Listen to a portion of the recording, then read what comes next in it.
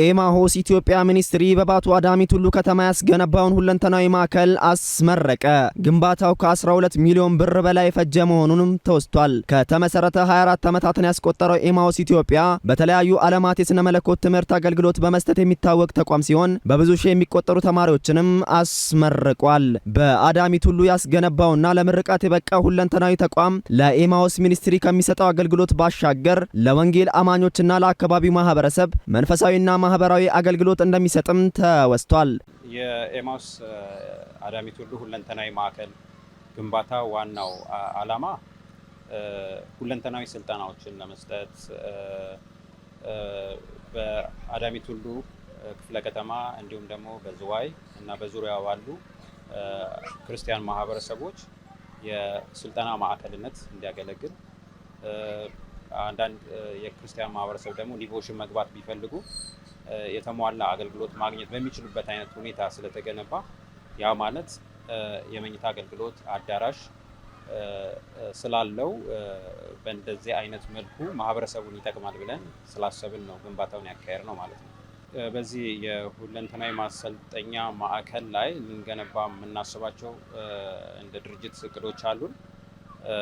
አሁን ገንብተን ያጠናቀቅነው የ40 ሰው መያዝ የሚችል የመኝታ አገልግሎት መስጠት የሚችል ቤት እንዲሁም ደግሞ ከ500 በላይ መያዝ የሚችል አዳራሽ እና መመገቢያ አዳራሾችን ነው የጨረስነው። ከዚህ በኋላ ግን ያሉን እቅዶች ምንድን ናቸው? የአስተዳደር ቢሮዎች መገንባት ይኖርባቸዋል።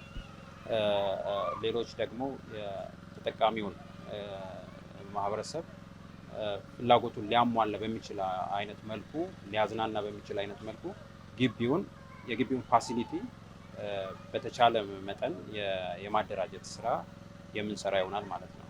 ይህ ሁለንተናዊ ማዕከል በዋናነት የሚያገለግለው የኤማሁስን አገልግሎት ስልጠናዎችን፣ አመታዊ ስብሰባዎችን ነው። ሁለንተናዊ ያልንበት ምክንያት ደግሞ የሰው ልጅ ነፍስ፣ አእምሮና ስጋ አለ። ብዙ ሰዎች ነፍስ፣ መንፈስ፣ ስጋ እንደዚህ የሚሉ ነገር አላቸው። ግን ምንም ይሁን ምን በየትኛውም ቀመር ይሁን እኛ የምንፈልገው የሰውን ሁለንተና ስጋንም፣ መንፈስንም፣ ነፍስንም ለማገልገል ወንጌል ለማሰራጨት በጎ ለማድረግ እንዲሁም ደግሞ ለአብያተ ክርስቲያናት አጋር ድርጅት ለመሆን ነው የታሰበው የግቢው ዋና ሐሳብ። በዚህ ግቢ የሚጠቀመው በከተማ ያለ ምናልባት እስከ 100 ሺህ የሚደርስ ማህበረሰብ በሌላ ቋንቋ በ226 ማዕከላት የሚገኙ የኤማሁስ ኢትዮጵያ ቤተሰብ አስተባባሪዎች ይጠቀማሉ ተብሎ ይገመታል፣ ይጠበቃል።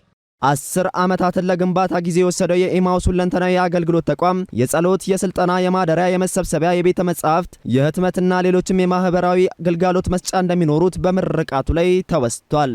እስካሁን ድረስ 3 ፕሮግራም ነው ያለው። ሰርቲፊኬት፣ ዲፕሎማ እና ዲግሪ ነው ያለው በርቀት ትምህርቱ።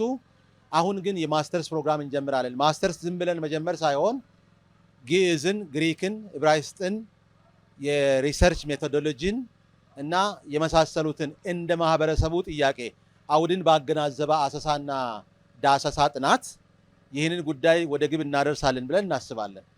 እንግዲህ በዛሬው ዕለት ኤማሁስ ኢትዮጵያ በአዳሚ ቱሉ ማለትም ከአዲስ አበባ 163 ኪሎ ሜትር ላይ በምትገኘው በባቱ ከተማ አስተዳደር በአዳሚ ቱሉ ክፍለ ከተማ ውስጥ በ3000 ካሬ ላይ የስልጠና ማዕከልን ገንብቷል። ለጸሎት የምትፈልጉ ለስልጠና የምትፈልጉ የተለያዩ ድርጅቶች እዚህ የተሟላ አገልግሎት ስላለ እንድትገኙ ስል በጌታ ፍቅር አሳስባለሁ። በምርቃት ስነ ስርዓቱ ላይ ከጀርመንና ከሆላንድ የመጡ ተጋባዥና ለማዕከሉ ግንባታ አስተዋጽኦ ያደረጉ እንግዶች፣ ጥሪ የተደረገላቸው እንግዶች፣ የመንግስት ተወካዮች፣ የተለያዩ እምነት አባቶችና ተወካዮች ተገኝተዋል። በዕለቱም የምርቃት ስነ ስርዓት ላይ የእውቅና ፕሮግራም፣ ለቀጣይ የማዕከሉ ስራ ገቢ ማሰባሰብ፣ የጸሎት፣ የቃልና የዝማሬ መርሃ ግብር ተካሂዷል። በማዕከሉ ግንባታ ዙሪያ ያነጋገርናቸው የኤማሁስ ኢትዮጵያ ዳይሬክተር መጋቢ ደገፋ ሱዶሮና የሚኒስትሩ የበላይ ኃላፊዎች የማዕከሉ መገንባት ለሁሉም ማህበረሰብ ትልቅ አስተዋጽኦ እንደሚያበረክትም ተናግረዋል። ይህ ማዕከል ከተገነባ በኋላ 4 ምዕራፎች አሉት። 4ቱንም ምዕራፎች ለመጨረስ ሄደን ነበር። ያው የገንዘብ እጥረቶች ያጋጥማሉ። ከሀገርም ከሌሎችም ለጋሽ ድርጅቶች እየጠየቅን 3ኛው ፌዝ ላይ የደረስነው 4 ፌዞች ናቸው በአጠቃላይ ያሉት። 4ኛው ቢሮና ላይብረሪ እንዲሁም ደግሞ መጋዘን ነው።